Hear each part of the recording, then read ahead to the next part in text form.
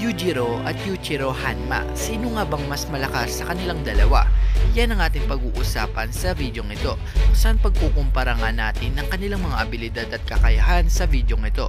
At bago tayo magsimula ay pindutin mo muna ang like at subscribe button para na rin sa pagsuporta sa ating YouTube channel. At tulad ng aking laging sinasabi, ang aking mga nakita, nabasa at napanood lang ang aking sasabihin sa videong ito.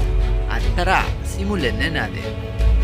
Yujiro and Yuichiro, sino nga ba talagang mas malakas? Di naman gate sa ating kaalaman kung saan etong dalawang ito ay nagtataglay ng Hanma Blood, ang pinakamalakas at mabagsik na dugo dito sa mundo ng Baki.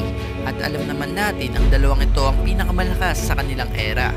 At ngayon nga, ito parang si Yujiro Hanma ang pinakamalakas para sa akin, kung saan ibinigay niya lang naman ang titulong pinakamalakas dito kay Baki o sa kanyang anak dahil nga nakipagsabayan o kayang makipagsabayan ng kanyang anak sa kanya.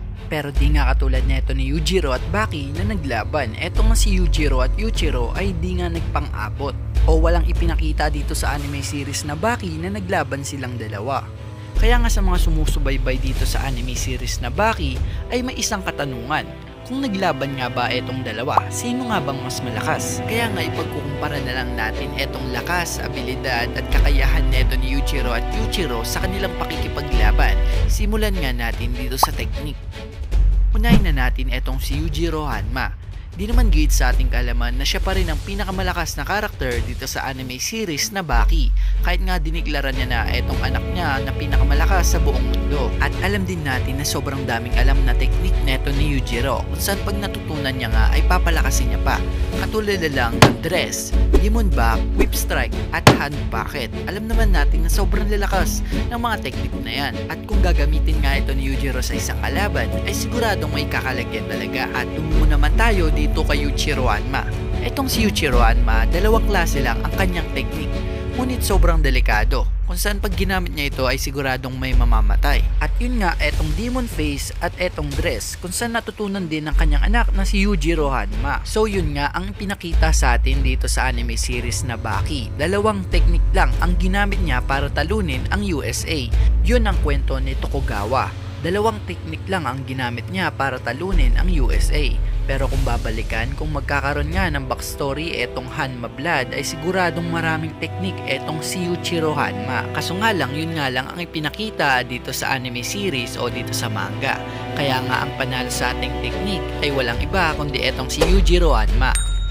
At tumungo naman tayo dito sa pisikal na lakas. Dito nga sa pisikal na lakas ay unahin natin etong si Yuichiro Hanma.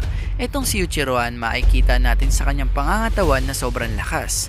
Dahil nga ang kanyang pangangatawan ay di katulad neto kay Yujiro, di katulad kay Baki, at hindi rin katulad kay Jack Hanma.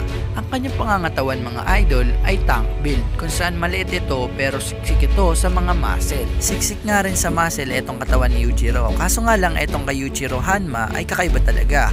Kumbaga build different talaga to mga idol dahil nga ang katawan neto ay palapad. At ipinakita nga rin sa atin etong lakas neto ni Yuichiro during laban niya nga dito sa USA Army, kung saan binugbog niya lang naman lahat ng sundalo. At natakot lahat ito at nakita rin natin na meron nga itong binitbit na sundalo kung saan bali ang leeg at ibinato niya nga ito sa mga kasama nito at nakita naman natin kung gaano kalakas ang impact. Sigurado kung lahat ng sundalong mga binalibag niya ay nilaro niya lang mga idol dahil kitang kita naman sa mukha niya na parang pinaglalaruan niya lang ito at nginitian niya pa nga ito sa dulo. At dumito naman tayo kay Yujiro Hanma. Tulad ng kanyang ama, etong si Yujiro Hanma ay nagtataglay din ng Hanma Blood. At bilang isang Hanma ay sobrang lakas din neto. At napatunayan niya na nga yan sa buong anime series ng Baki.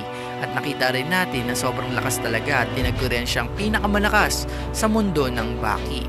Katulad na lang ng pagsuntok niya dito kay Oliva na pinakamalakas sa buong Amerika. Dahil nga nung sinuntok na nga itong si Oliva ay lumipad talaga to ng gusto sa dingding at kitang kita natin kung gaano kalakas itong si Yujiro. Sa isang suntok lang ay lumipad na ang pinakamalakas na tao sa Amerika. At kung may buwelo nga ang suntok na yon neto ni Yujiro ay siguradong patay itong si Oliva. Bakit? Etong suntok nga ni Yujiro ng sobrang lakas o may buwelo o 100% ay kayang pumigil ng lindol. Katulad lang nung unang laban o ipinakita nga ito nung unang laban nila ng kanyang anak na si Baki. Nung lumindol nga ay sinuntok niya lang naman ng lupa at tumigil ito. Ganun kalakas etong si Yujiro Hanma kung saan kayang pumigil ang isang suntok niya ng isang lindol. para sa akin, ang mananalo dito sa laban o dito nga sa physical na lakas, walang iba kundi ito pa rin tayong si Yujiro Hanma. At tumungo naman tayo dito sa durability. Kung durability ang pag-uusapan, unahin na natin itong si Yujiro Hanma. Etong si Yujiro Hanma ay nakita natin ang tibay ng katawan nito during laban niya nga dito sa anak niyang si Baki, kung saan ginamitan nga siya ni Baki ng 100% o buong lakas niya na ginamit etong whip strike, at nakita natin kung gaano kalakas etong si Yujiro, kung saan nilabas niya lang naman etong mga ugat niya at parang pinadaloy niya nga ito sa buong katawan para nga hindi niya maramdaman ang sakit sa isang katawan lang o sa isang part ng kanyang katawan. At nang nilabanan nga neto ni Yujiro etong si Kakukayo, kung saan sinalo niya lang naman etong suntok at sipa neto ni Kakukayo. Alam naman natin etong si Kakukayo ang isa sa mga pinakamalakas at pinakamagaling gumamit ng martial arts dito sa Raitai tournament. Pero wala nga lang yun kay Yujiro, kung saan sinalo niya yon at ginamit niya nga o tinapos niya ang laban sa isang hit. At dumito naman tayo kay Yujiro Hanma. Etong si Yujiro Hanma, isa lang ang ating masasabi dito sa kanyang durability, o saan nung binomba o pinaulanan nga siya ng mga bala at wala nga siyang galos dun. So parang kakaiba talaga ang pangangatawan neto ni Yujiro Hanma. Sa maliit na isla na yun ay wala kang nakuwang pinsala etong si Yujiro Hanma, kung saan binugbog niya pa nga at pinatay ang mga sundalong pumunta dun. At maaaring sinalungan neto ni Yujiro Hanma ang lahat ng tatama sa kanyang bala. At hindi imposible yon dahil nga etong si Yujiro Hanma ay nagtataglay ng Hanma blood, at alam naman natin bilang isang Hanma ay meron talaga silang kakaibang kapangyarihan.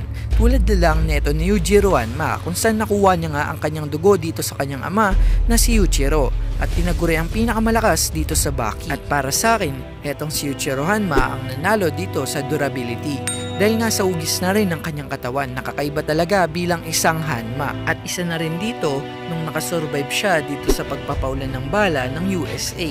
At tumungo naman tayo dito sa IQ. Sino nga bang mas matalino o mautak sa kanila sa pakikipaglaban?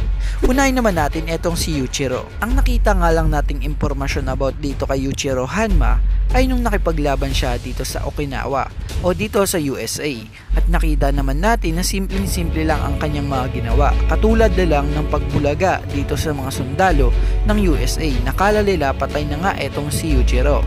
At kung iisipin nating mabuti, ang ginawa nga neto ni Yujiro Hanma ay sobrang utak, kung saan nagtago siya para ngalapitan siya ng mga sundalo netong USA. At nang makalapit na nga ang mga ito ay pinagpapatay o inubos neto ni Yujiro ang lahat ng sundalo, kung saan brutal niya na nga itong mga pinatay, katulad na lang ng pagtapak dito at pagbali ng mga buto at pagbabalibag dito. At nang pinatay niya nga itong general ng mga sundalo na naguutos dito na si General James, para na rin hindi siya makapatay ng maraming sundalo o wala nang masaktan na iba. At kung iisipin nating mabuti, simpleng-simple lang talaga ang ginawa nito ni Yujiro dito sa laban sa US Army. Pero masasabi ko na rin IQ yun mga idol, dahil nga ginawa niya yun para nga hindi siya makapatay ng marami at para rin makita natin kung gaano siya katalino. At tumungo naman tayo dito kay Yujiro Hanma. Etong si Yujiro Hanma ay nagtataglay ng high IQ. Bakit? Dahil nga sa isang tingin lang ay nakikita niya na ang kainaan ng kalaban. At kaya nga rin counterin neto ni Yujiro ang technique na malakas kapag nalaman niya nga ito, kung saan pag-aaralan niya ito at mahanapan niya talaga ng kainaan. Katulad na lang o ang magandang halimbawa nito, etong whip strike na ginawa sa kanya ni Baki. Nung ginawa nga ni Baki ito kay Pickle ay namilipit talaga sa sakit etong si Pickle, kung saan namuhay pa nga ito sa sinaunang panahon. Pero etong nga si Yujiro, nung mampas nga siya neto ni Baki ay pinakita niya sa atin kung gaano siya kalakas o gaano siya katalino, kung saan hanapan niya na pala ito ng kainaan. At yun nga ay nung ikinalat ni Yujiro ang buong sakit sa kanyang buong katawan at hindi niya nga ito pinatili sa isang parte lang ng kanyang katawan, at kaya nga hindi siya nasaktan ng gusto doon. At para sa akin etong si Yujiro uli ang nanalo dito sa Battle IQ, kung saan 3-1 na ang naging standing. So para sa akin etong si Yujiro Hanma ang mananalo sa kanilang laban. Bakit? Bakit na naman si Yujiro? Mas malakas naman etong si Yujiro dahil laman niya ito. So ganito kasi yan, sa kanyang era ngayon ay masasabi kong mas malakas na etong si Yujiro Hanma dito sa kanyang ama. Bakit? Dahil na rin dito sa mga experience niya at mga natutunan niyang technique. At hindi lang dahil doon, dahil na rin dito sa Hanma blood.